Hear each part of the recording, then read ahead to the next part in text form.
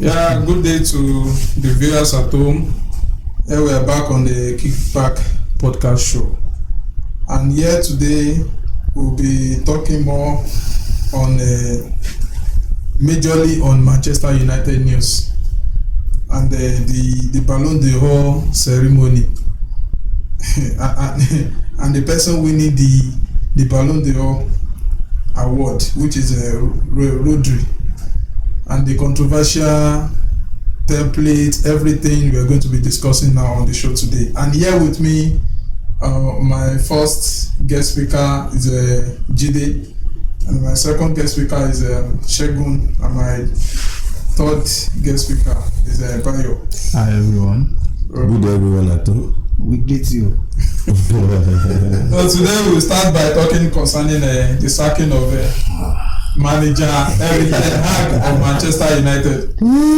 So to me, from my own point of view here, I will be talking like, do you think to Jide, do you think sacking manager Erik is the best option in Manchester United, or you think that they are just trying to like do what they have to do? Now, the problem I have today now is I'm in between three Chelsea fans. So, but nevertheless, like the last time we met, we were talking about it, and it was just came as a shocking story because nobody expected. The expectation of everybody was like after Chelsea game next weekend, this coming weekend. So everybody believes that it's after. So they sacking him. The information, it was, to me, I didn't know if to laugh or to cry or to celebrate or to, but at least it's a great step. We like the last time we talked, Man U is trying to take some steps, trying to rebuild the team. So if part of it is sacking our coach, I don't have any. It's a good one. Shegun, what do you think concerning Manchester United? Because my own point of view firstly was that they signed the director of football from Sporting Lisbon. Mm-hmm. So I think then I know there will be some certain changes in Manchester United as a whole. So what's your own point of view concerning them sacking Erik ten Hag? Well, to me, good everyone. Do you think the problem will be coming that it is coming from Ten Hag or from the club itself? Sacking him is the right choice but at the wrong time. Okay. Yeah, I think Chelsea sacking Pochettino at the beginning of the season was the very right choice at the right time. I would have had, if I were to be in position to sack anybody at Manchester, it would have been the summer. Because as at now, he has given them different philosophy into at least that's the 9th match of the season. Yes. So anybody coming with the information circulating now, it will be taken over after the international break. Where I know Ruben Amorim now. After international break, that is like at least another 2 matches or so. Though their target was for him to come home before Chelsea, but that one is not feasible. Yeah. Sporting is not taking anything lightly with them. So now he has 30 days release clause, before he could leave Sporting, there will be 30 days ahead. Okay. But now Manchester want to take it as 3 days. So that's the release clause. And Sporting, with the information from Sporting wants Manchester United to pay extra 4 million release clause for the assistant coach. Even this year, yeah. So at least that will go to, with the sacking of Ten Hag, everything will be close to 30 to 35 million. So Manchester United now have to get back to their table, take things easy, and will likely advance to his employment after the international break. So now, before the international break, that is, the league will have been maybe 1/4 now. Okay, yeah. Yeah, so at least the philosophy of Amorim, Ruben, there will be different issue concerning Manchester United now. Because now, before we bring his own philosophy, before we bring his own tactics, before we start to implement, at least we'll be in the middle of the season. And it's like another 4 or 5 games. It's the right decision, but at the wrong time. Okay. To my own thinking. Thank you very much. Bayo, what you're saying on it? Do you think now, after sacking Erik Ten Hag, they are employing Ruud van Nistelrooy to be the interim manager. See, pending the time being, they are going to analyze the deal in between Manchester United and Ruben Amorim of Sporting Lisbon. What's your own say on them employing or grading Ruud van Nistelrooy to be the next interim character manager? Well, I've not talked about. And don't forget that. And don't forget that they are going to play Chelsea on Sunday. We are beating Villa. I will tell you something after the talk. You know, the thing is, immediately they finished the West Ham match, I said they are going to sack Ten Hag because Man U have already been making a silent step that nobody noticed. Yeah. I think one of their board went to, traveled to Spain or to talk to Xavi. Yeah, I heard that. So let's now say bringing the director from Sporting is a coincidence. It is not actually that they wanted to bring Amorim. Yes. But I think bringing the Sporting director, he felt comfortable with that guy with the record he had set. Yeah, he won everything. Yes, he tried to market the guy to the board of Man U. They've been to some excellent coaches. They spoke with Thomas Frank of Brentford. They spoke with Nagelsmann. And all of them are interested in Manchester United job. All of them. None among the coaches they have actually spoke with that is not interested. According to Romano Fabrizio, none of the coaches. But I think the director was the one that actually marketed Ruben to them that okay, I think this guy, and with his record he has actually set, they've worked together. I felt it's a very, very good one for Manchester United, and the fact that he's coming is an excellent coach. You that you want to prove yourself, you don't at this stage. Me, I'm only trying to advise him anyway. You don't say I want to bring my philosophy for now. That will be at the end of the season. Just try to win the heart of the fans. Well, the earlier the better. It's still early. 9 matches. The earlier the better for him. Because if he didn't start implementing his own philosophy and pattern now and tactics, if you are waiting till the end of the season, that means Manchester United will need another 7 to 8 players. Wait, no. As an excellent coach that knows what he's doing, you should have a plan A. Am I right? Yeah, sure. You should have a plan B. Am I right? Chill,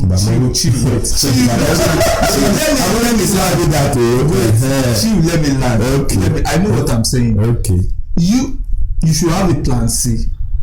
Now, if the plan A goes wrong way, see, for an example, see this guy. I will always use him as my example because I see him as if I owns a club and I have the power to employ a coach, I'll go for Conte. See what he did. They employed him at the beginning of the season. He tried all these tactics. It's not working. Against Arsenal, if you could remember, Arsenal, they are already beating us 2-0. Chelsea is already 2-0. How many matches are it? Chill now. How many match before that match? He has not been excellent. I don't need to tell you. I think he drew some matches before. I don't even need to tell you. He played Arsenal in 4th match. Wait now. Let me land. Let me say my point. Okay. I know what I'm saying. If he had actually had just one plan A, he would have failed woefully at Chelsea. Sure. But immediately in that match, he used another formation which he brought in Victor Moses. Then he used a formation 3-4-3, and he actually scored a goal in that match and almost even drew the match. So thereafter he won 15 consecutive matches. That was how he won the league. Okay. So that is a brilliant coach. You don't need to say I want to bring my philosophy. You know where you are going to, and I'm 100% sure that the board will not say go and win the league for us. They won't even tell you we want a 4 from you. Just be excellent and let's see what comes after like 2 or 3. Just win the hearts of Manchester United fans.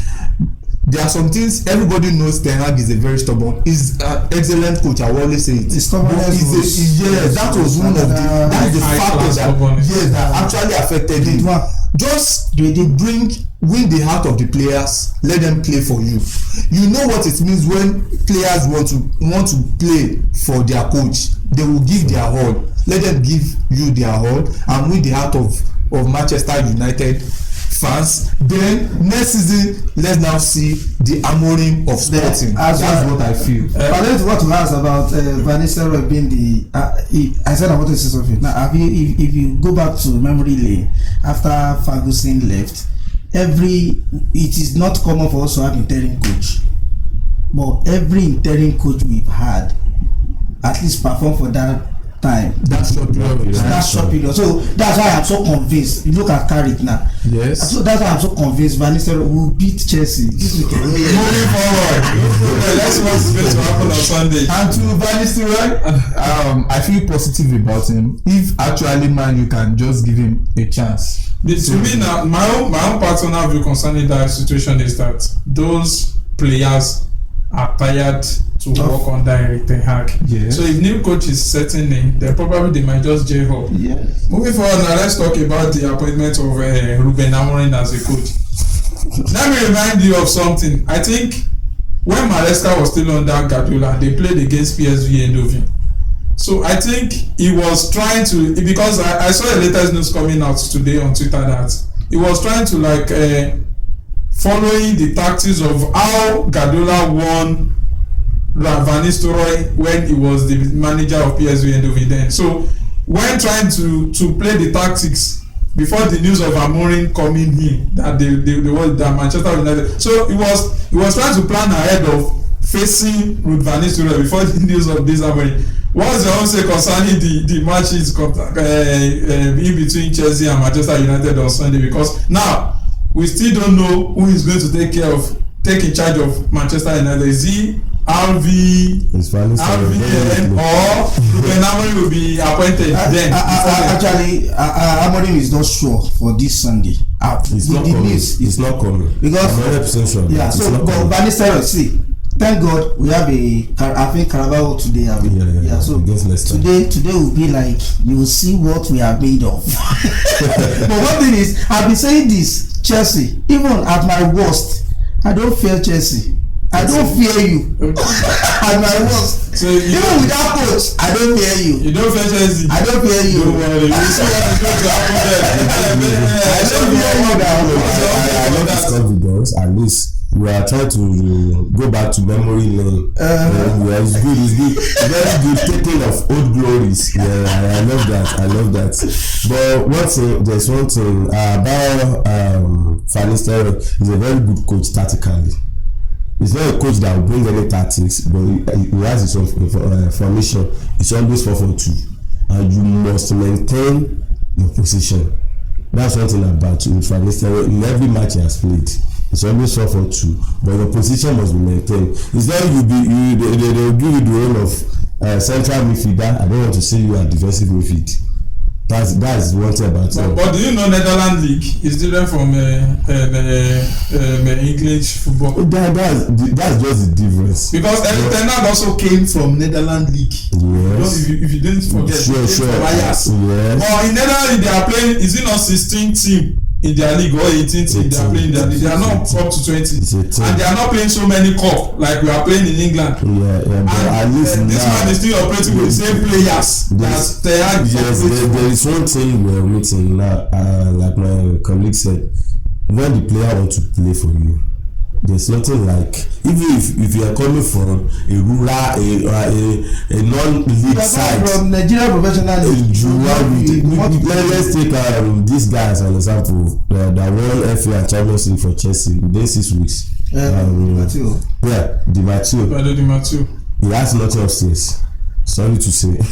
like seriously, because after that Chelsea season, since then there's no top team coming for him. He has not won any league, nothing since then. If he's a top class coach, at least since then, so it's over how many years? Over a decade now, over 10 years, if I'm not mistaken. And there's no team coming for you. Automatically, it was the players' effort that won those things for him. It's not even ISO. Boswiga, Drogba, they talked about it.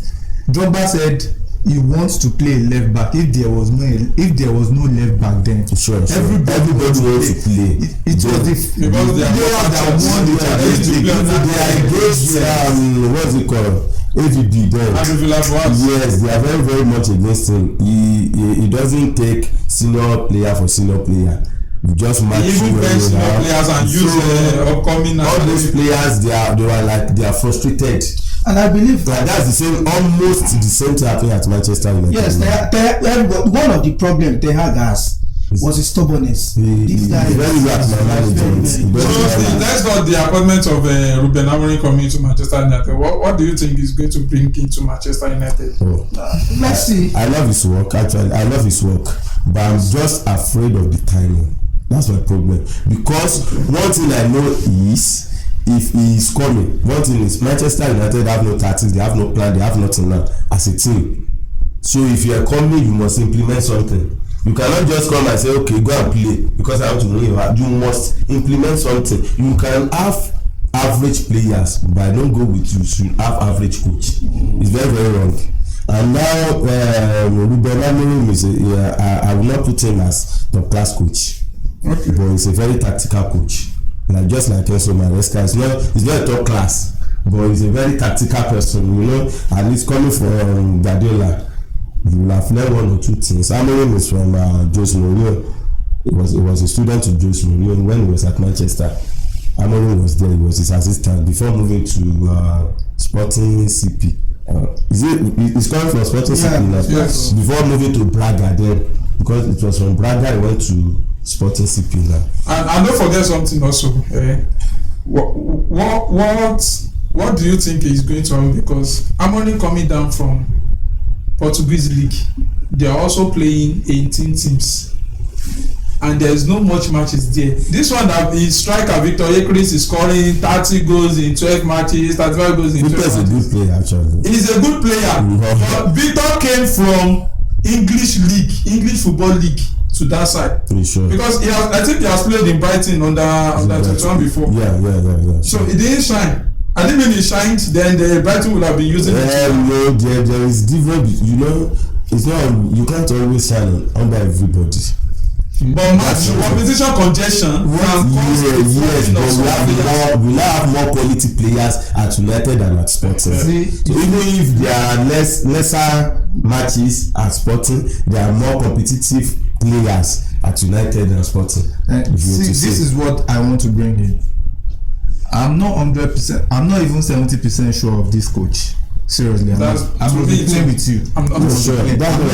I'm not 70% sure. But you know, there's difference between being brilliant and being clever.